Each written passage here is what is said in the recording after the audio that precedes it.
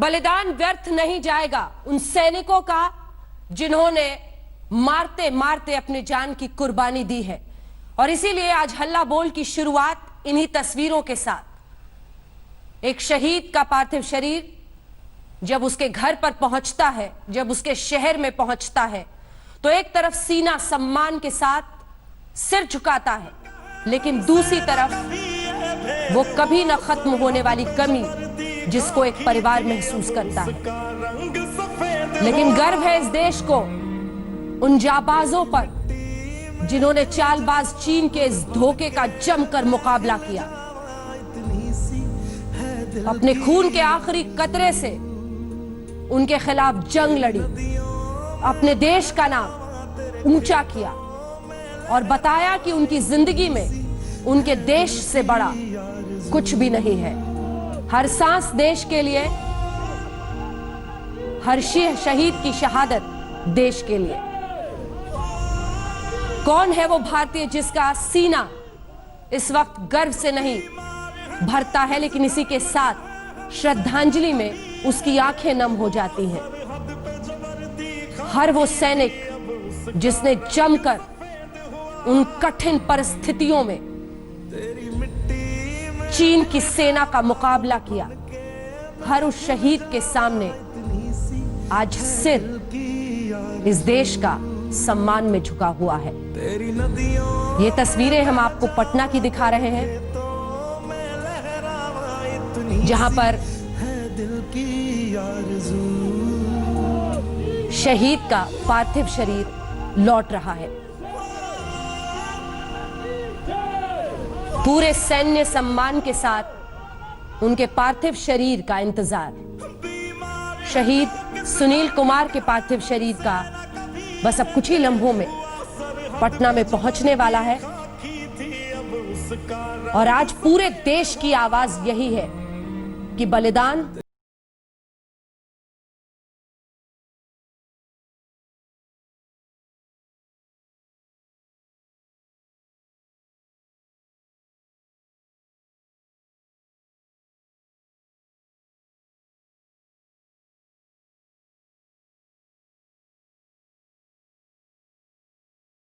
आंखें नम है श्रद्धांजलि में, लेकिन इसी के साथ गर्व है कि ऐसे शहीदों की वजह से हमारी सरहदें हमेशा महफूज रहेंगी। हमारे साथ तमाम मेहमान भी जुड़ेंगे, हम पूरी खबर भी आपको दिखाएंगे, लेकिन बड़ी खबर के साथ हल्ला बोल की शुरुआत कर रहे हैं भारत और चीन के बीच झड़प पर, जिसमें भारत के विदेश मंत्री ने चीन पर सीधा आरोप लगाया है कि चीन ने गलवान में जमीनी हालात बदलने की पहले से साजिश रची थी और चीन ने पूरी प्लानिंग पहले से की थी। सख्त और कड़े शब्दों में एमईए ने अपनी बात कही है। जमीनी हालात को बदलने की साजिश चीन की, जो सोची समझी साजिश थी, उसका पर्दाफाश किया है साफ शब्दों में।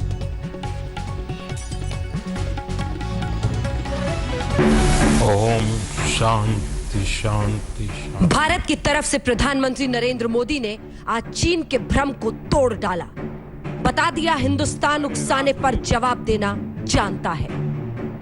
इस बारे में किसी को भी जरा भी भ्रम या संदेह नहीं होना चाहिए।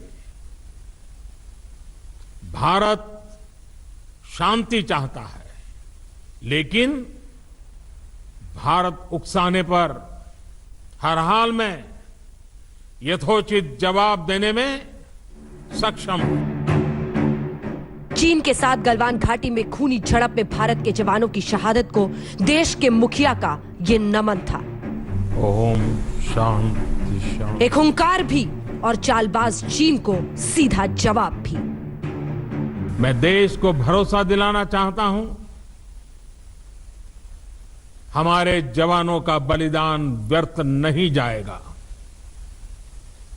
हमारे लिए भारत की अखंडता और संप्रभुता सर्वोच्च है और इसकी रक्षा करने से हमें कोई भी रोक नहीं सकता।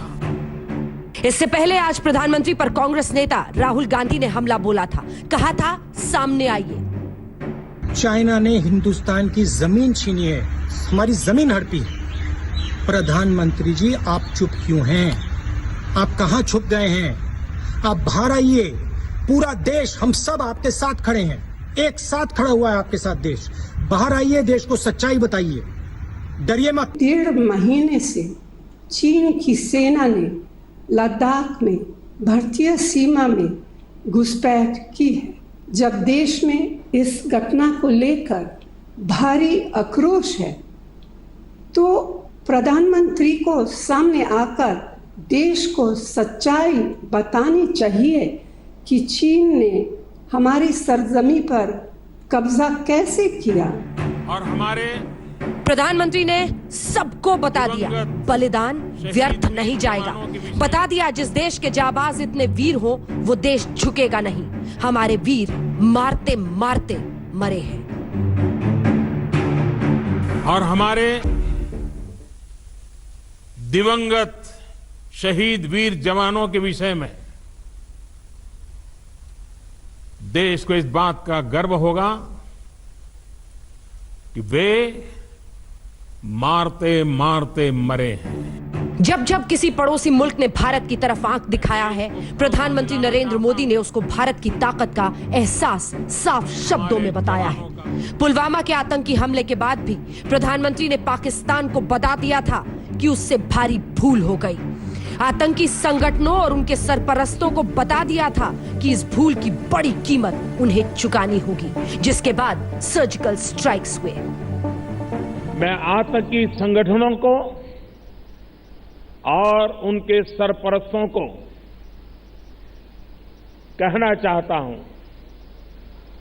कि वे बहुत बड़ी गलती कर चुके हैं। बहुत बड़ी कीमत उनको चुकानी पड़ेगी। मैं देश को भरोसा दिलाना चाहता हूं। एक बार फिर प्रधानमंत्री ने गलवान घाटी में चीन की चाल पर उसके भ्रम को तोड़ा है। आज हमारे तक लिए भारत की अखंडता। और इन तस्वीरों को हम फिर आपके सामने रख रहे हैं। तिरंगे से लिपटा शहीद सुनील कुमार का पार्थिव शरीर पटना पहुंचा है। पूरे सैन्य सम्मान के साथ उन्हें अंतिम श्रद्धांजलि दी जा रही है। और यही जो सर्वोच्च बलिदान होता है किसी सैनिक का, उसकी तस्वीर इस वक्त पूरे देश के सामने। हर मन में यही कि किसी भी हाल में इन शहीदों का बलिदान व्यर्थ ना हो। आज भारत सरकार ने दो टूक शब्दों में चीन को यह समझा दिया है, बता दिया है कि हम अपनी संप्रभुता की रक्षा करना जानते हैं। हमारे शांति की चाहत को गलत अर्थ ना दिया जाए। बेहद भावुक लम्हा जब अपने ही शहर पर अपना पार्थिव शरीर तिरंगे में लिपटा हुआ लौटे।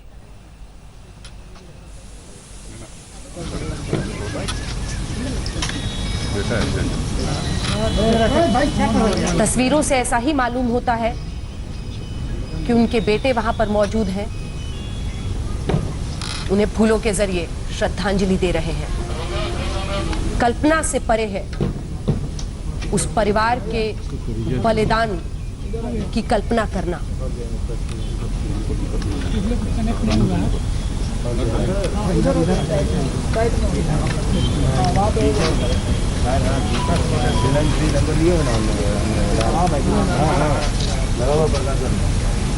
परिवार के लोग अपनी श्रद्धांजलि देते हुए, ऐसे ही छोटे छोटे शहरों से लोग सेना में भर्ती होते हैं इस जज्बे के साथ कि वो अपनी जिंदगी की कुर्बानी भी देश के नाम पर देने से कभी पीछे नहीं हटते। सोचिए उस खूनी झड़प में किस तरह से ये वीर सैनिक लड़ रहे होंगे, डटकर उस चीनी सेना से जिसने सभी मूल्यों को ताक पर रख दिया।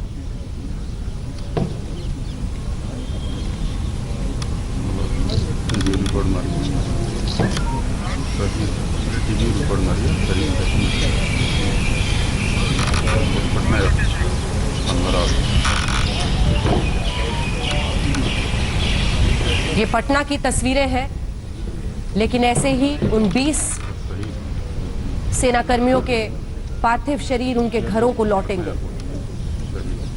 पूरा देश अपना सिर झुका रहा है उनके सर्वोच्च बलिदान पर।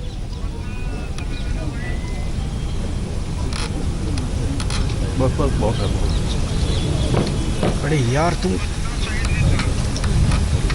शहीद सुनील कुमार का पार्थिव शरीर उनके शहर पटना पहुंचा है। न सिर्फ परिवार, पूरा शहर, पूरा देश गमगीन है, लेकिन सिर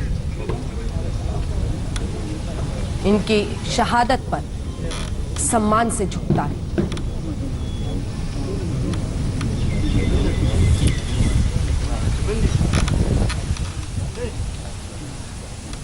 ये तस्वीरें हम आपको दिखा रहे हैं, लेकिन इसी के साथ चर्चा की भी शुरुआत करते हैं।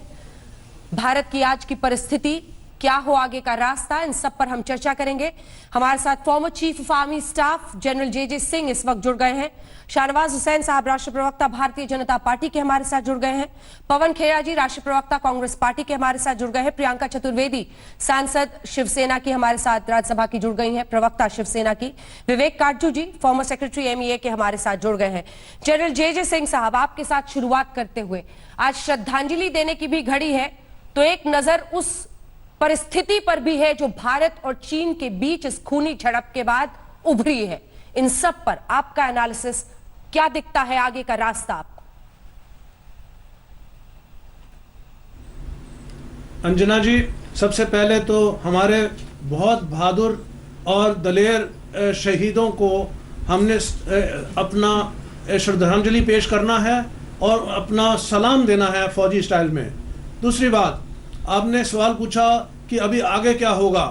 मैं आपको आखिरी चीज़ जो हुई है वो हुई है, दोनों देश के foreign ministers, external affair ministers की बातचीत हुई है।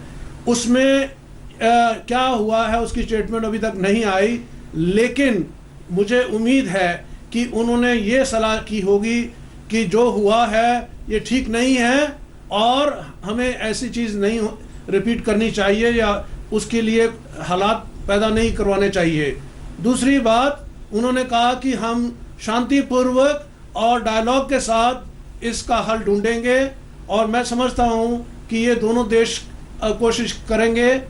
जो फौज का ताल्लुक है जहां तक, वहां पर मैं कहना चाहता हूं कि सबसे पहली बात तो सैटेलाइट पिक्चर्स आजकल सब कुछ दिखा देती हैं, दर्शा देती हैं। इससे क्लियर है कि जहां तक चाइना का फौज का असला है, उनके गाड़ियां हैं, उनके पर्सनल कैरियर हैं, उनके टेंट हैं, उनसे पता लगता है कि चीन बहुत ज़्यादा तादाद में यहाँ आया।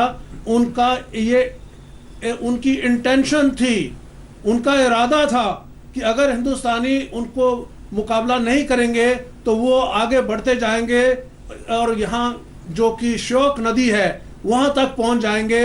और जो ये सड़क हम बना रहे हैं, तकरीबन बन चुकी है, उसके ऊपर उनकी डोमिनेशन हो जाएगी या उस पर उनका प्रभाव होगा और उसे हमें इस्तेमाल करते समय दिक्कत होगी।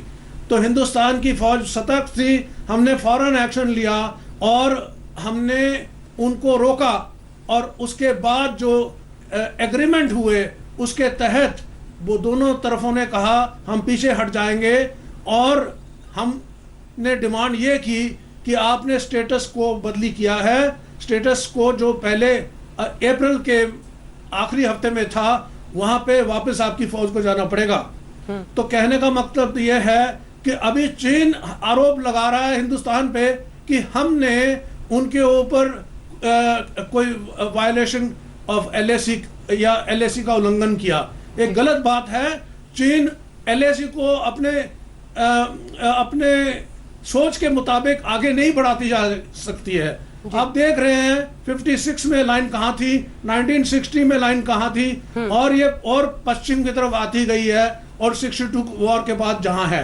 अब ये जगह पता है, ये line of actual control Galwan की वैली में तो सबको पता था, दोनों तरफों को पता था। वहां से जब आगे आए हैं उनको पता है कि वो गलत कर रहे हैं कार्रवाई, और इसलिए हमने जब रोका तो उन्होंने फिर मीटिंग के दौरान मान लिया कि अच्छा ठीक है हम वापस जाएंगे, तो हमने कहा ठीक है हमारी भी जो फौज अभी आई है उसको हम वापस भेजेंगे। लेकिन कहने का मतलब यह है कि रात को वापस जाते समय उन्होंने अपना रुख मोड़ लिया और धोखेबाजी करने की कोशिश की और अपना एक कोई पोस्ट वहां पे बनाने की कोशिश की, तार लगा के, वायर लगा के, जो भी है। हाँ। और हमारी फौज वो उसको देख रही थी, तो उनको उन्होंने कहा कि ये गलत कर रहे हो आप, और उससे झड़प शुरू हुई। इसमें भी चीन हमारे ऊपर आरोप लगा रहा है। ये तो चोर जो है कोतवाल को डांटने वाली बात है। तो चीन भाई कई बार ऐसा कर चुका है पहले भी, तो इसलिए मैं इससे सरप्राइज नहीं हुआ हूं। जी शाहनवाज हुसैन साहब, क्या काट है आपके पास इस बात की? प्रधानमंत्री ने कहा है कि बलिदान व्यर्थ नहीं जाएगा, लेकिन दो बातें जो मैं आपको बताना चाहती हूं। आज चीन के एक्सटर्नल अफेयर्स मिनिस्ट्री की तरफ से औपचारिक रूप से बयान दिया गया, जिसकी बाइट भी है, जिसमें वो खुलकर कह रहे हैं कि गलवान घाटी हमारा है। दूसरी तरफ लगातार उनका जो रुख रहा है पूरे मामले में और जिस तरह से उन्होंने हमारे सैनिकों के साथ किया है, वो साफ बता रहा है कि उनकी मंशा क्या है। अब आप बताइए कि आपकी मंशा क्या है? देखिए, हमारी मंशा इस देश की मंशा इस देश की एक एक इंच जमीन की हिफाजत की है। और मैं आपको कह दूं कि मैं आज तक का इंडिया टुडे ग्रुप का शुक्रगुजार हूं। देश को शुक्रगुजार होना चाहिए कि आपने जिस तरह मैप के जरिए समझाने का काम किया, वो बहुत सही संदेश देश में गया है।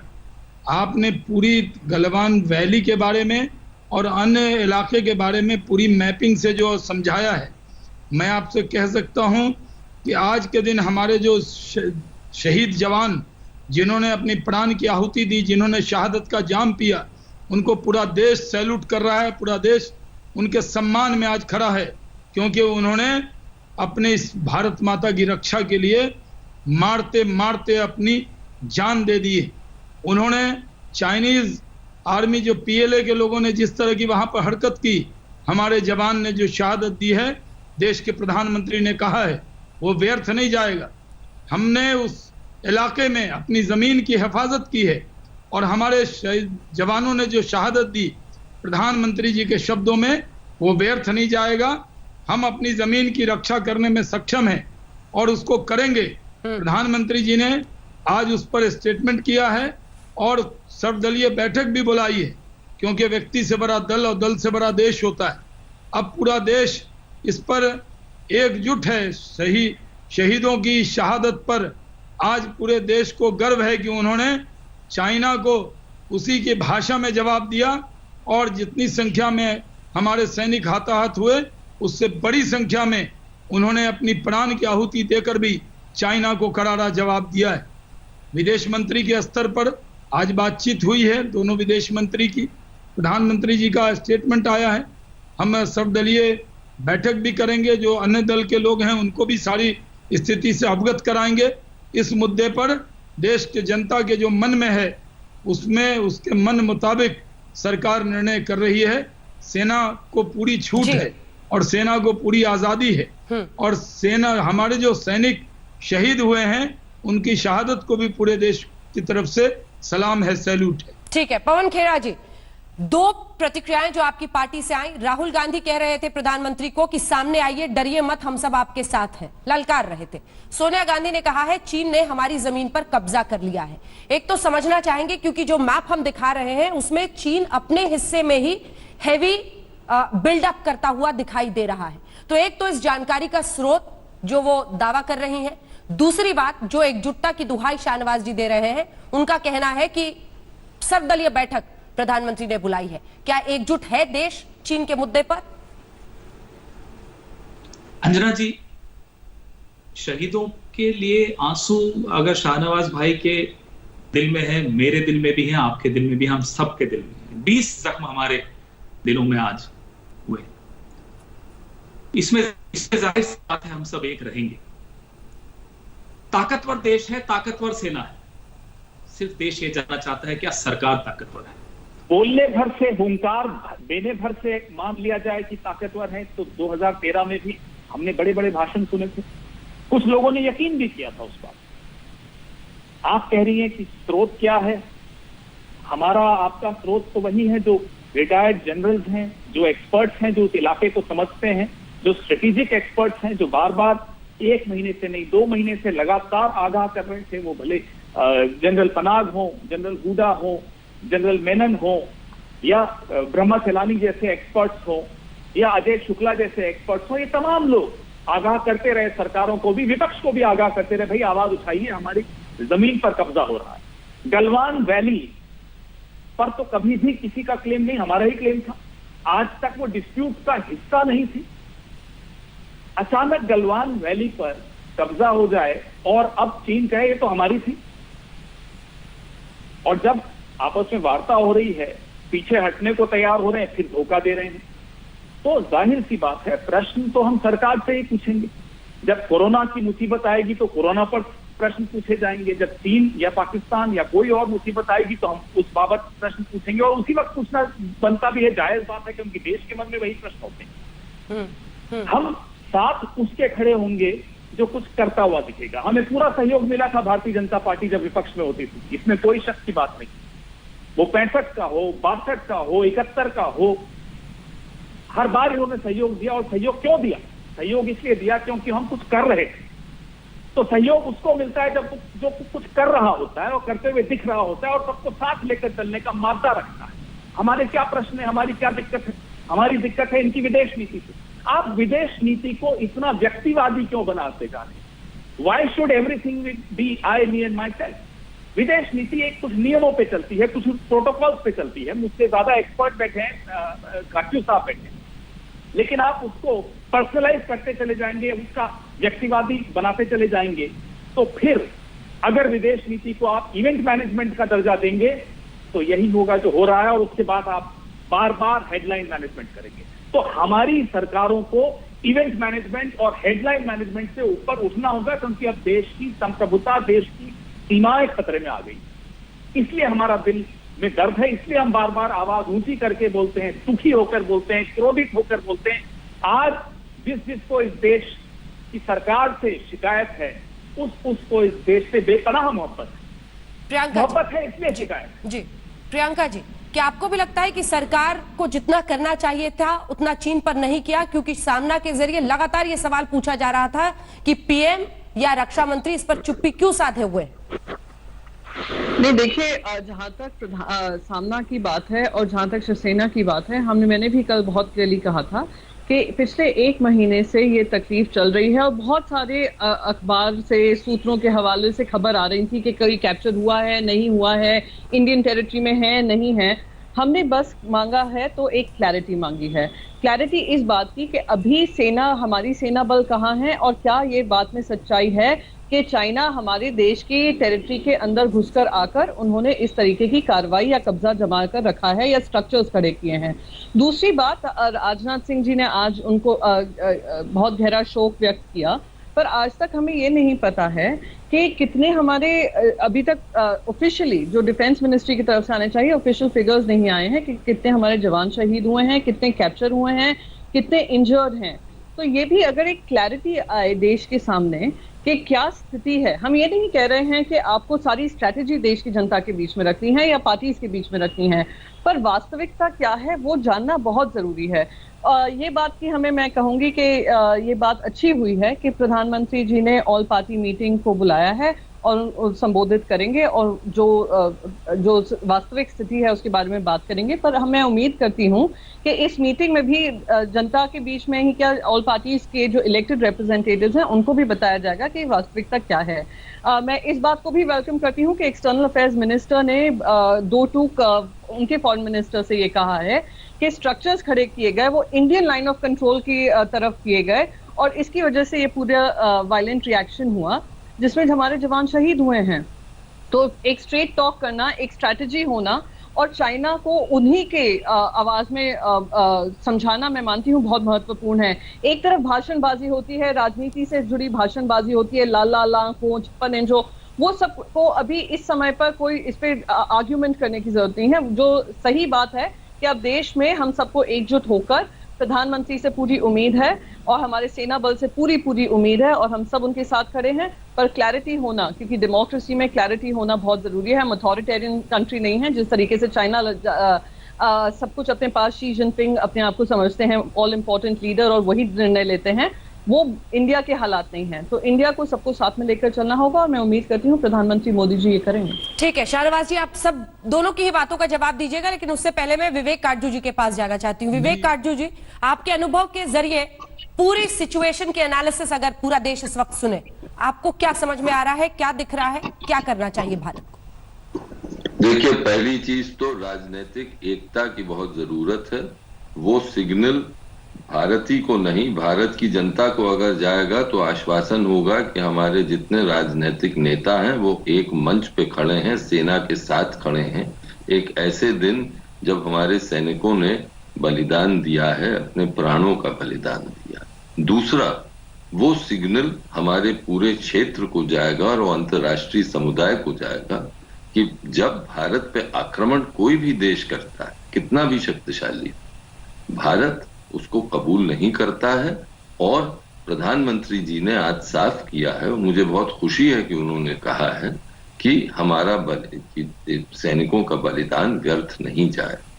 अब सवाल ये है कि भारत क्या करता है दुनिया को ये, और भारत की जनता को और दुनिया को ये दिखाने के लिए कि उनका बलिदान व्यर्थ नहीं गया। इस बातचीत हो रही है, आज की दुनिया में बातचीत तो होती ही है, लेकिन हम क्या ठोस कदम उठाएंगे इस पर सबकी निगाहें होंगी। हमारी प्रतिष्ठा का भी सवाल। चीन अपने, अगर आप चीन का रवैया देखें कई सालों से, वो सब अपने पड़ोसी दबाव डालता है, बहुत ही आक्रामक रूप अपनाता है। बहुत देश दब गए। भारत ऐसा देश नहीं है कि वो दबेगा, लेकिन अगर किसी को भी संदेह हो हमारे क्षेत्र में तो वो संदेह हमें दूर करना ही होगा। हमारे पास और कोई चारा नहीं। क्या कदम सरकार उठाएगी? मुझे पूरा विश्वास है कि राजनीतिक वर्ग और देश सामरिक वर्ग सरकार के साथ होगा, लेकिन कदम तो उठाना ही पड़ेगा। कदम का फैसला सरकार उठाएगी और ऐसा कदम मेरी समझ में होना चाहिए कि लोगों को और अंतर्राष्ट्रीय समुदाय को ये संकेत पूरा मिल जाए कि अगर भारत की अखंडता के साथ, भारत के वीर जवानों के साथ अगर ऐसी बर्बरता होती है तो फिर भारत अपना जोश दिखाता है, होश रखता है, लेकिन ऐसी कार्रवाई करता है जो कि साबित कर देती है कि भारत कोई छोटा मोटा देश नहीं है। भारत एक उभरती शक्ति के रूप में दिख रहा है दुनिया में। और अगर हम आज के दिन कसौटी पर नहीं उतरे तो फिर ये साफ होगा कि जो हमारी इज्जत है, जो हमारी मान है, जो बढ़ रही है, जिसमें मोदी जी ने बहुत योगदान दिया है, और मुझे एहसास है कि मोदी जी और सरकार को भी यह एहसास होगा कि वो योगदान में कुछ न कुछ कमी जरूर आएगी। मुझे विश्वास है कि ऐसा नहीं होगा और आगे वाले दिन जो हैं बहुत ही क्रूशल और क्रिटिकल दिन, और ये नहीं हम कोई उम्मीद करते हैं कि जल्दबाजी में कोई कदम उठाना चाहिए, क्योंकि ऐसे मामले बहुत ही नाजुक होते हैं। जो निर्णय होते हैं उनका अंजाम बहुत दूर तक जाता है, लेकिन निर्णय तो लेने ही पड़ेंगे। और आखिरी बात मैं ये कहूंगा कि 1988 से जो नीति भारत की चल रही है चीन के प्रति, अब वक्त आ गया है कि ऑल पार्टी मीटिंग में उस पर चर्चा हो, क्योंकि सब सरकारों ने, जो राजीव गांधी के जमाने में नीति बनी थी कि हम सीमा विवाद को पर भी एक निगाह रखेंगे, उसको सुलझाने की कोशिश करेंगे और उसके साथ साथ चीन के साथ अपने व्यापक संबंध बढ़ाएंगे। चीन ने उस पर अमल नहीं किया, यहां तक कि अभी मैप्स भी एक्सचेंज नहीं किए हैं कि वास्तविक नियंत्रण रेखा कहाँ है। तो ये अब मेरे मन में यह आता है कि ये नीति अब आगे नहीं ज्यादा चल सकती और अब हमें यही फैसला करना पड़ेगा कि कुछ ना कुछ दाम तो चुकाने ही पड़ेंगे।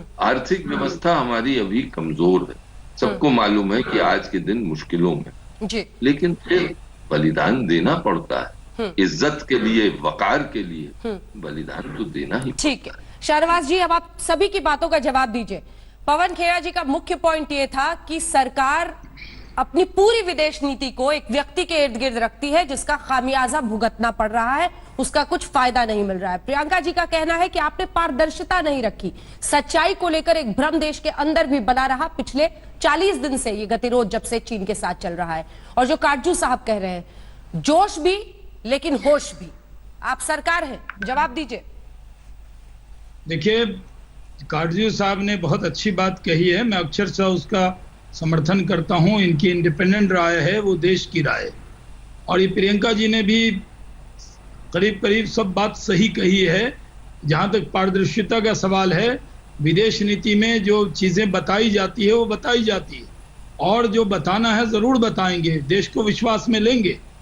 जहां तक पवन खेरा साहब का सवाल है, मेरी इनसे गुजारिश है कि हम वाद विवाद में रहते हैं। जहां आज देश मरमाहत है, प्रधानमंत्री के वो शब्द, वो मारते मारते मरे, वो मारते मारते शहादत दी, तो आज उनके शहीदों के सम्मान में कम से कम आज राजनीति से ऊपर उठे। सुबह राहुल गांधी जी ने ऐसे प्रधानमंत्री जी को तलाशा जैसे लगा प्रधानमंत्री कहीं नहीं है। प्रधानमंत्री कल भी पूरी तरह बैठक कर रहे थे, कैबिनेट कमेटी ऑन सिक्योरिटी की बैठक की, विदेश मंत्री, डिफेंस मिनिस्टर, गृह मंत्री सबसे बातचीत की, रक्षा मंत्री पूरी तरह उस बातचीत में लगे थे।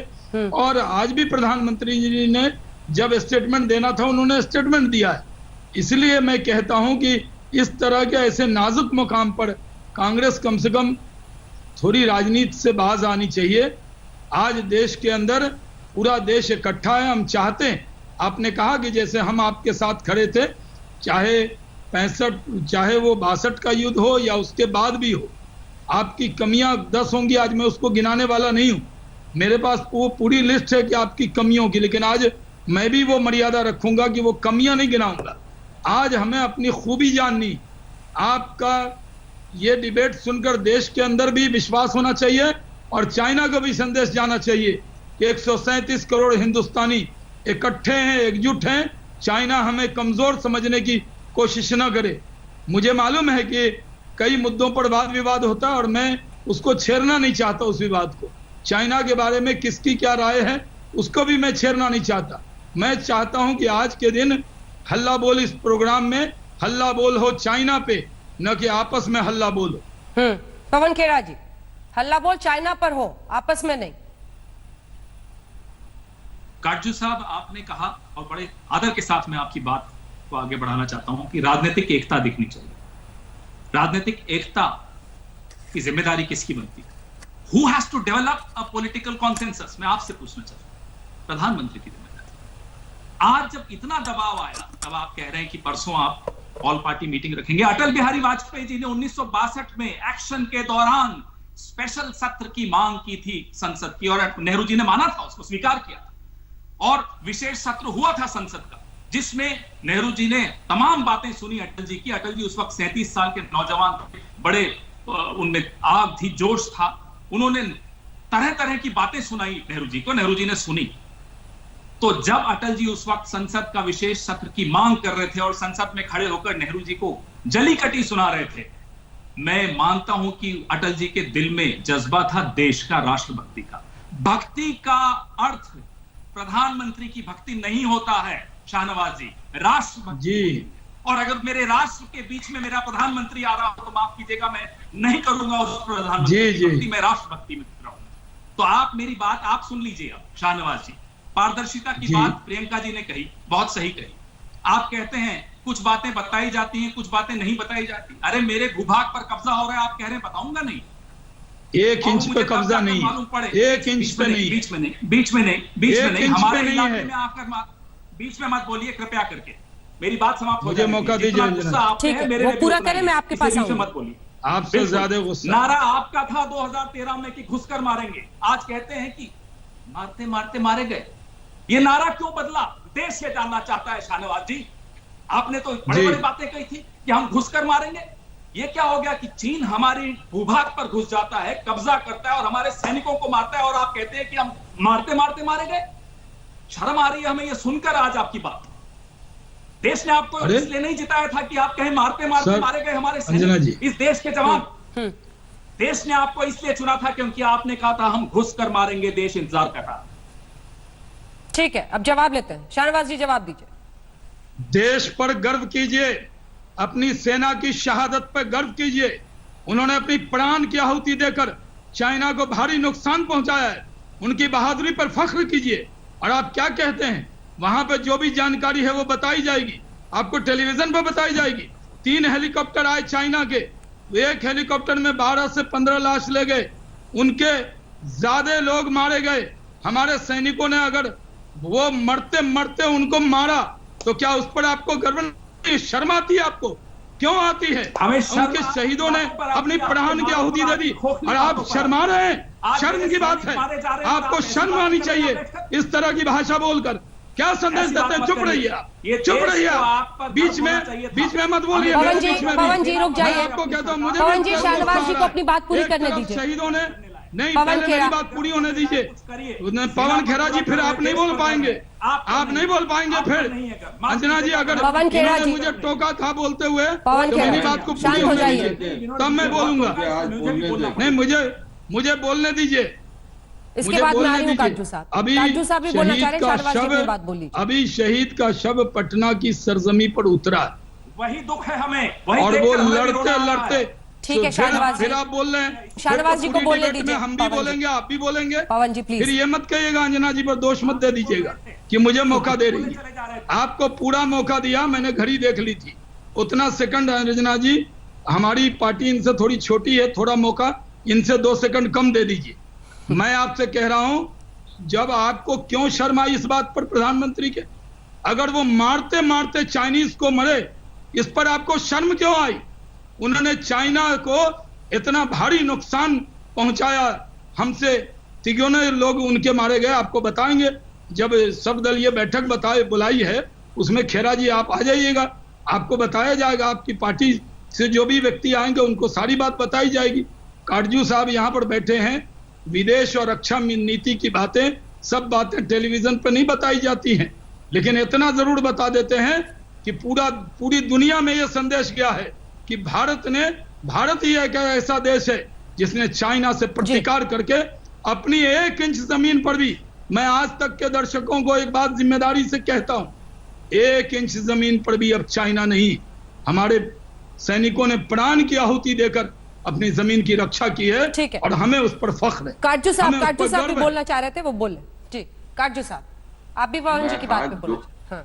मैं हाथ जोड़कर प्रार्थना कर रहा हूं अपने राजनीतिक जो नुमाइंदे हैं उनसे, कि आज के दिन जब शहीदों की चिताएं जल रही हैं, तो आज के दिन कृपा करके राजनीति मत करें। आज का दिन एक बहुत भावुक दिन आते हैं जब प्रश्न पूछे जाते हैं, और जायज है प्रश्न पूछना, और प्रश्नों के उत्तर सरकार को देने पड़ते हैं। अब खेरा साहब ने पूछा मुझसे, वो सही पूछा कि राजनीतिक एकता कौन बनाता।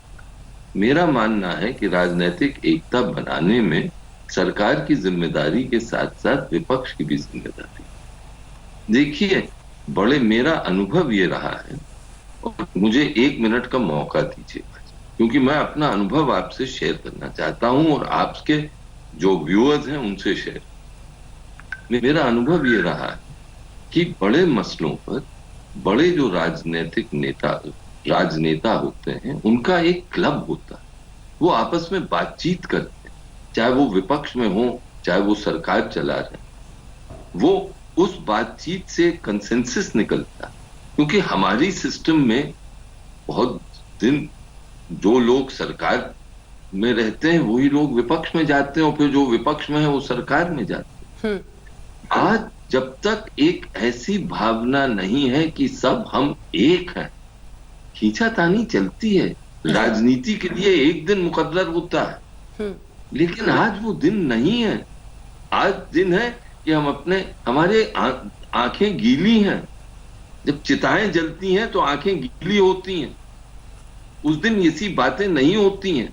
उस दिन दुनिया को दिखाया जाता है कि हम में भावना है भी है, हम में आक्रोश है, हम में दृढ़ता है, हम में संकल्प है, और हम भारत हैं। और भारत ऐसा कोई छोटा मोटा देश नहीं है।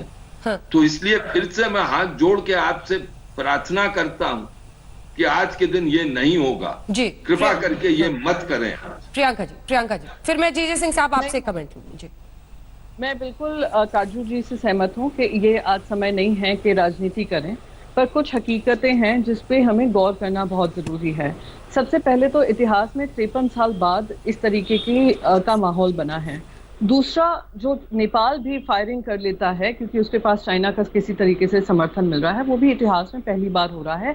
तो हमारी जो रणनीति होनी चाहिए, इन सब चीज़ों को ध्यान में रखकर करनी चाहिए। लास्ट बस एक चीज़ कहूंगी, इतिहास हमें बहुत कुछ सिखाता है और हमें हमारी कमियों को हम कैसे इस तरह से टिप्पणी करते रहें फौज के खिलाफ या गवर्नमेंट के खिलाफ या देश की सरहद क्यों नहीं हमने रक्षा ठीक से की। ठीक है, पूर्व सेना मैं आपको कहना चाहता हूँ ये उनका साजिश है, ये उनका प्लान है।